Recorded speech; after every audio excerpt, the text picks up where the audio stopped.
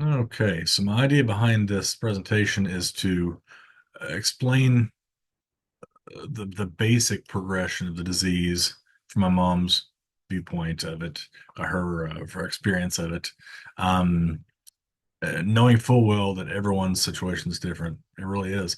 I prefer this three-stage model. I think it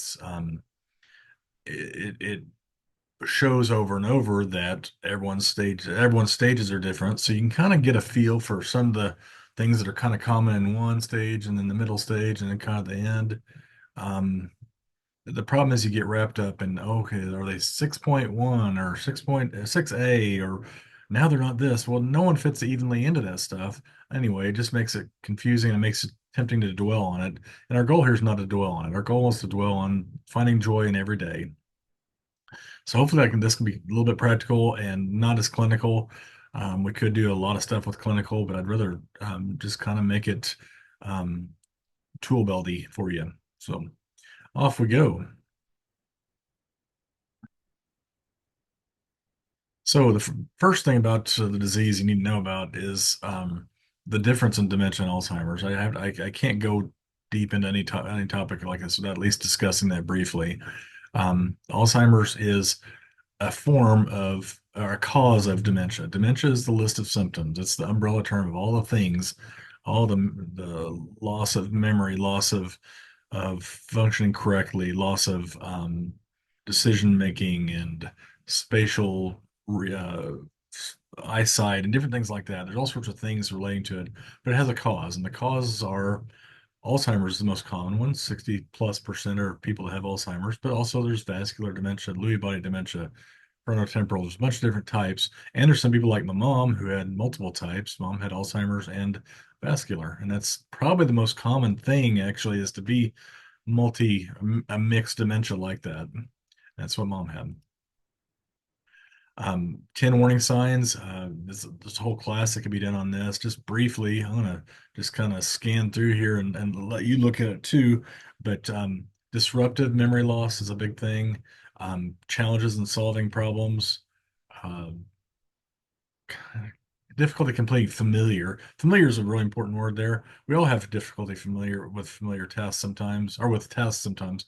But a familiar task, something you've done for years, now suddenly you can't do it anymore. Yeah, that's a warning sign. Confusion with time and place. It isn't necessarily the day or the week. It's more about maybe the year, maybe about the season of life. A lot of times they will kind of go back in time and you'll cease to be their spouse. You may end up being their dad, or you may end up being their brother. They shift in time. And again, not all these things happen to everybody, and everyone has a different experience, but this is pretty common. Trouble understanding visual images, spatial relationships, depth perception, things like shuffling your feet, um, probably feeling for the floor, stopping at darker colored things, not being able to tell. Um,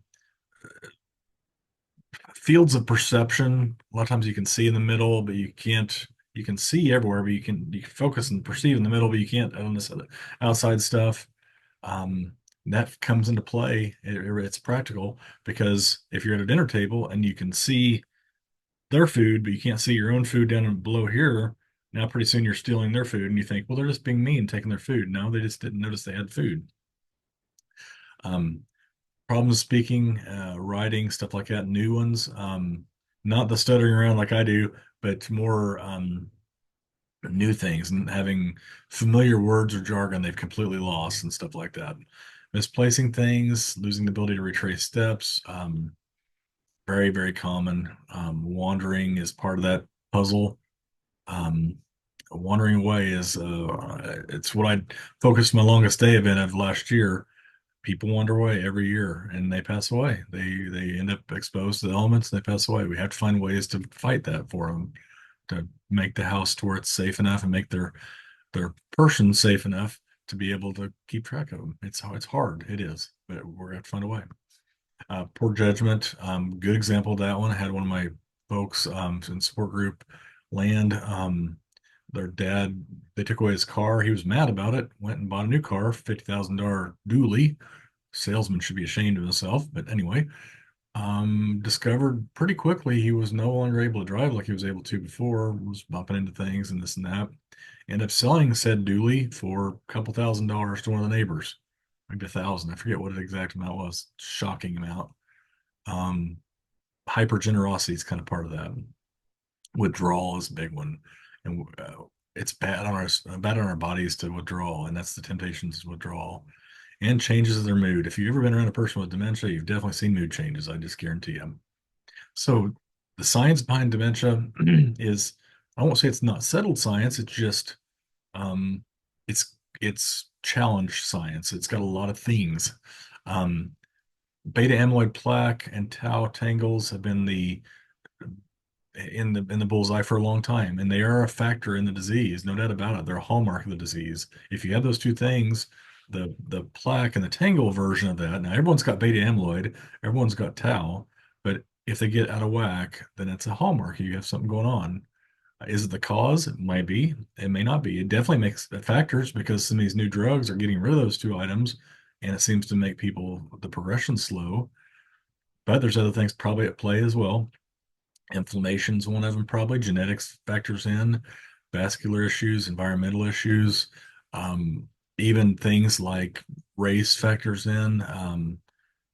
Veteran status, just a bunch of things. But there's good news. There's lots of good stuff coming out. I mean, PET scans now are more readily available. New treatments have came out recently in the last couple of years. Leqembi and Kisunla or donanemab. Donanemab, Kisunla, um, ironically enough, I guess I'd say ironically, was FDA approved on July 2nd, the same day as my mom passed away. But the next slide has a pipeline of all different treatments that are coming out. Very exciting times. We're in the treatment era. They're working hard on it. Also, the blood test is coming out because you got to catch this disease quick because it's actually destroying the brain. It's making the brain atrophy into smaller and smaller, and causing pathways to be damaged and causing all sorts of issues. You got to get it quick so that the faster you can stop it, the faster it will, or the less damage there will have already been done. Kind of in that way, like a stroke. You got to catch it fast. The slide on the left there, or the graphic on the left there, is and you could look at it forever because there's just lots of different little dots on it of different angles they're hitting this disease at. It's a multi-factor approach you're looking into it with. All those things, they're approaching all the different things with that, but they're also looking really hard on prevention. The one on the right there, you notice is broken into halfsies there, kind of. Um, but almost half the cases, at least 40% of the cases, could have been completely avoided with modifiable risk factors fighting with those. Things like things are good for your heart, things that are good for your heart are good for your brain. Staying engaged, not getting your head hit. I know it's not always not preventable, but doing things that constantly get them hit would be protecting your head would be an important thing. A bunch of things in that realm. So the secret to curing Alzheimer's is not get it to begin with. That's what that's talking about. I've done a lot of clinical studies. I'm a great guinea pig candidate. My grandmother had the disease, passed away with it. My uncle passed away with it. My mom had it for 14 years. I have one of the genetic markers of the disease, APOE4. So I make a good candidate. So therefore, I've went to about 50 studies probably and had all sorts of work done. And my not work, but imaging and studies in my brain and my body and my cognition and stuff like that. I thought this middle one was fascinating. So scan from the bottom to the top of my brain. Just fascinating. That was at Washington University. I'll be going back to Washington University actually in about 2 weeks to do my longitudinal study. It's very important to get to be involved in clinical research, especially if you're a person of color. We want universally thorough access, or you know, I lose the word. We want everyone, want a full category of all the different what people of all different groups to be involved in this research because we want the cure to also approach each of these considerations. Does that make sense? I hope so. Be aware too, there's no cure for Alzheimer's. If someone promises you a cure, it's very likely snake oil. It could be meaning, it could be well-meaning, very well, but it could also be someone trying to bilk you for money. I have probably a list of 30 things I've been told cures the disease. I can tell you this, it doesn't cure it. How'd I know? Bruce Willis is a good example. Wonderful actor. Always enjoyed Bruce Willis. Has frontotemporal dementia and he's declining quickly. His net worth is $250 million. He's got a staff of people looking and he's still declining quickly.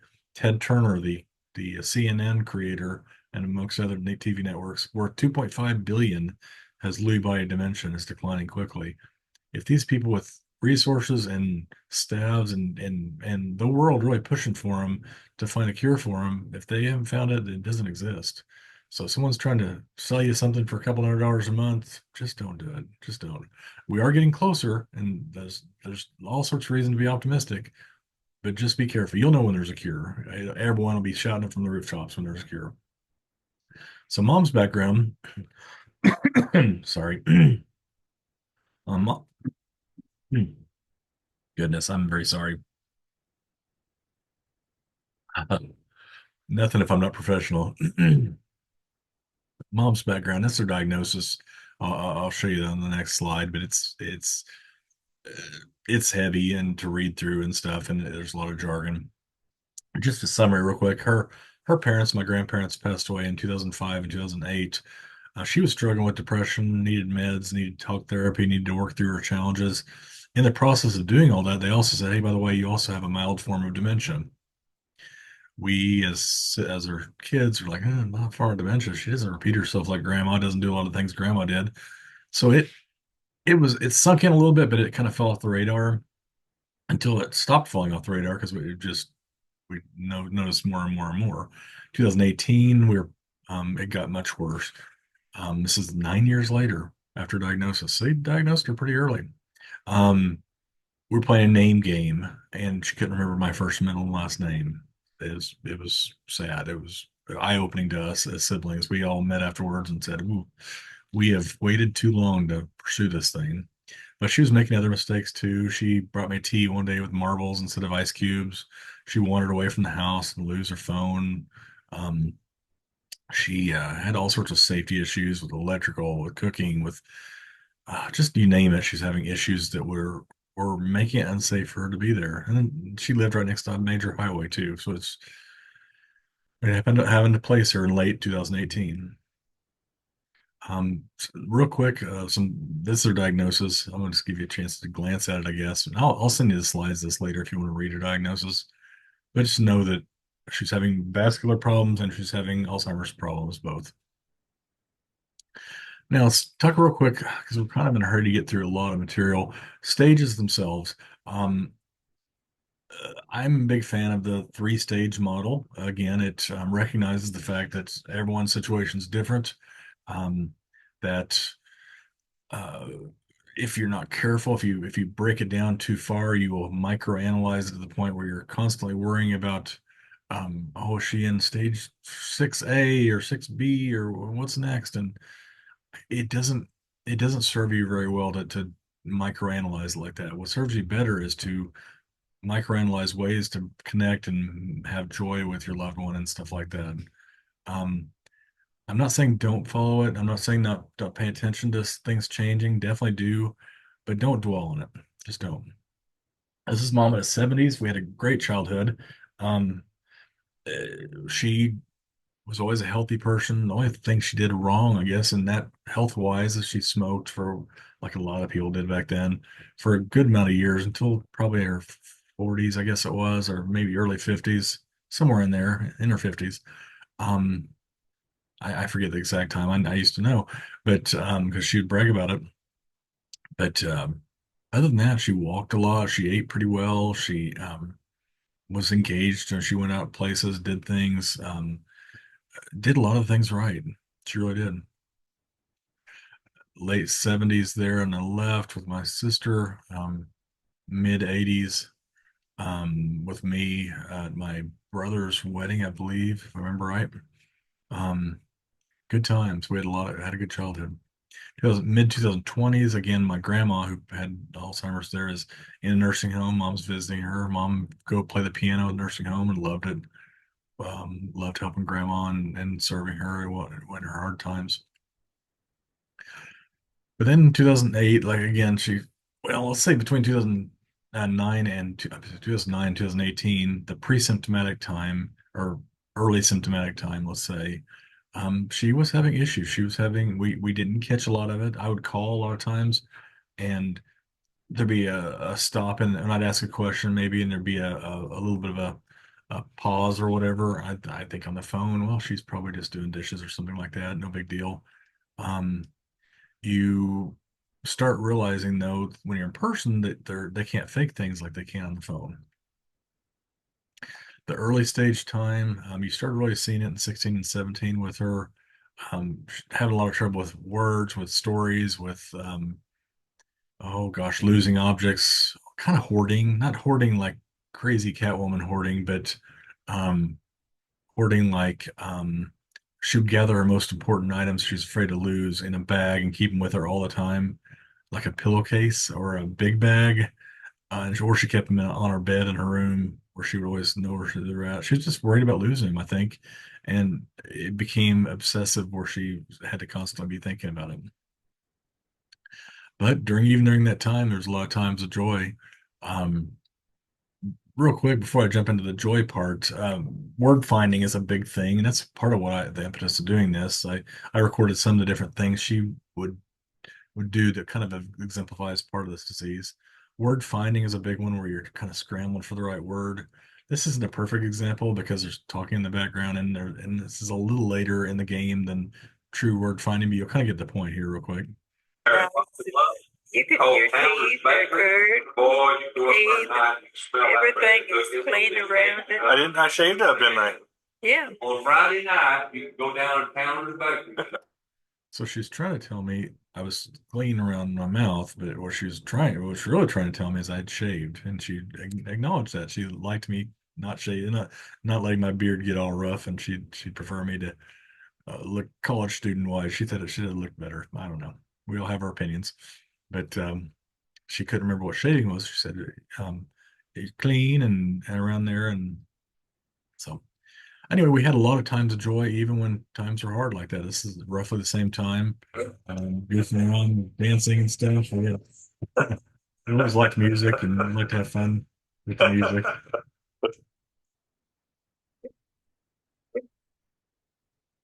Lots of joy like that, and we never stopped. Honestly, mid stage things get harder, no doubt about it.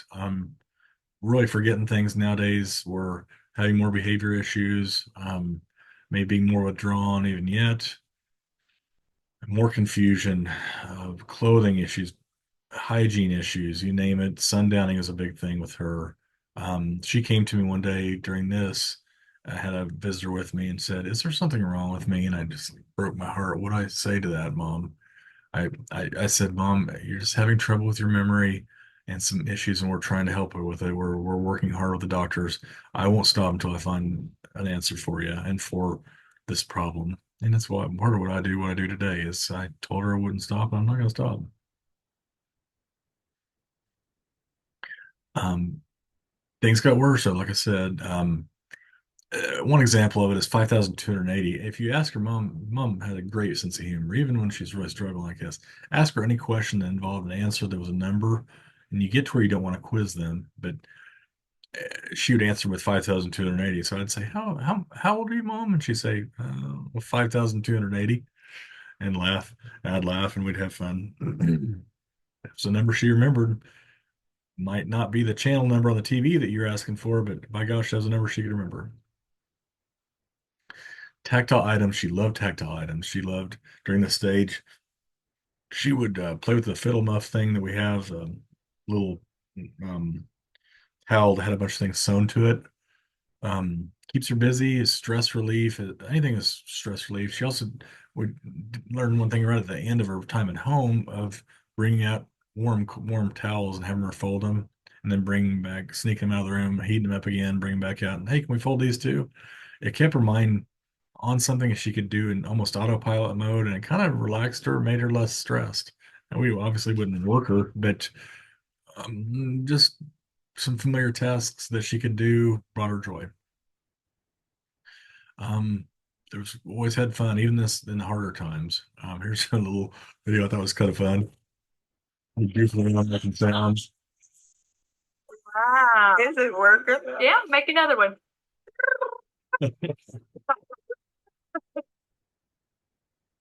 We never left at her, but we left with her, and she had a good time. We had a good time. It was great.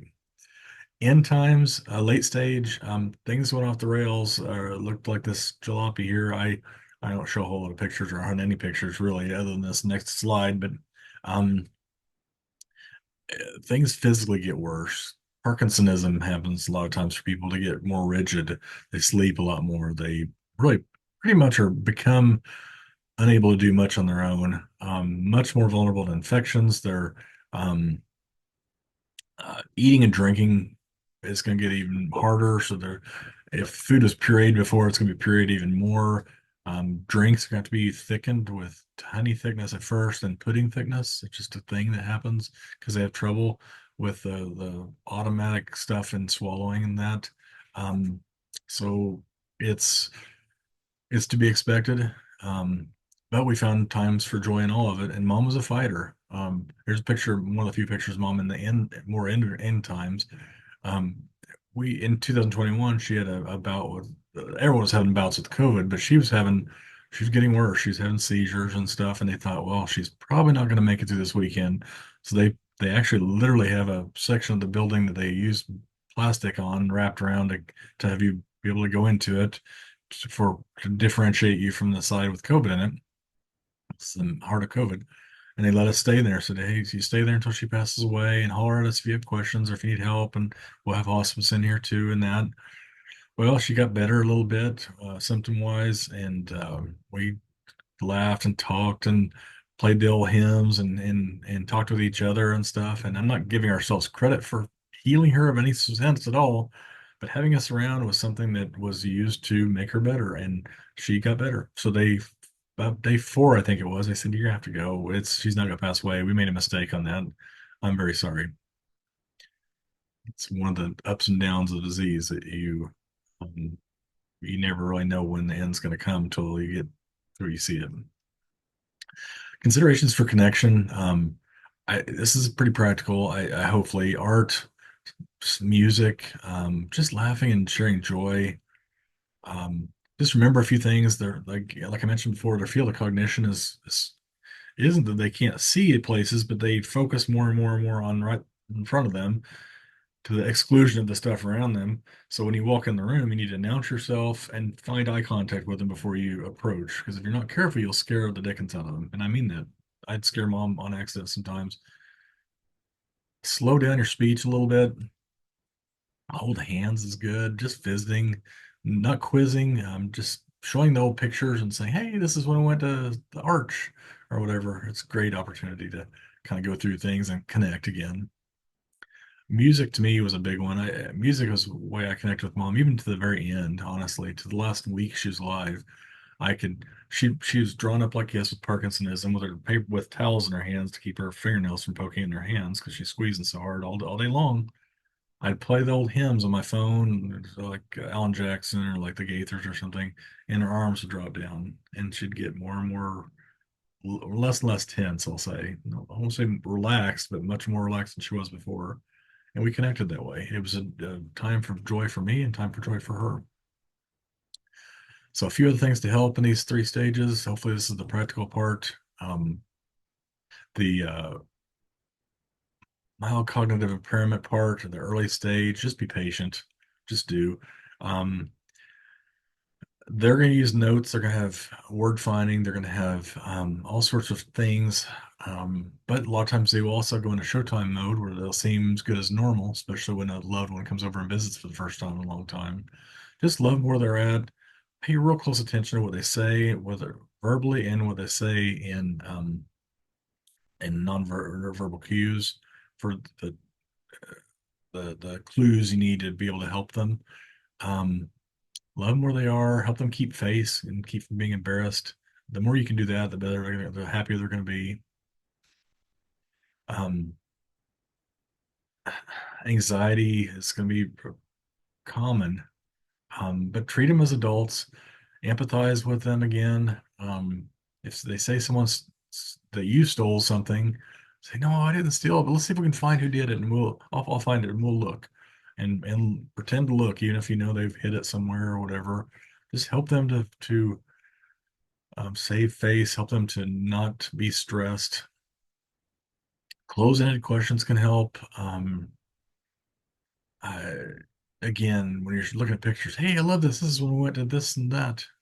Be patient, but also in this early stage, this is a side note, kind of talk to elder law, um, because you may need their help getting on Medicaid at some point, and you don't want to wait too long.